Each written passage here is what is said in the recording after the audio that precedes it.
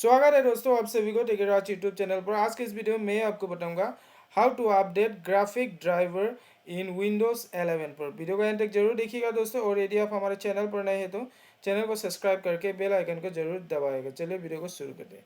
दोस्तों, graphic driver को update करने के लिए आपको क्या करना है, यहाँ सर्च बार पर आपको डिवाइस मैनेजर को टाइप करना है। डिवाइस मैनेजर टाइप करके उसको ओपन कर लेना है दोस्तों। तो आपको ऐसा इंटरफेस आपको दिखाई देगा। तो आपको यहाँ पे देखिए डिस्प्ले एडेप्टर का ऑप्शन आएगा।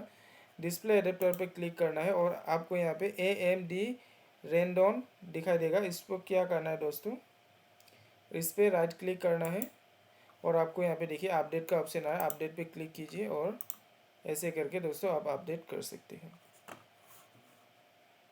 तो दोस्तों, उम्मीद करता हूँ ये वीडियो आपको पसंद आया होगा। यदि आपको पसंद आया तो वीडियो को लाइक कीजिए दोस्तों, और वीडियो को एंड तक देखने के लिए धन्यवाद।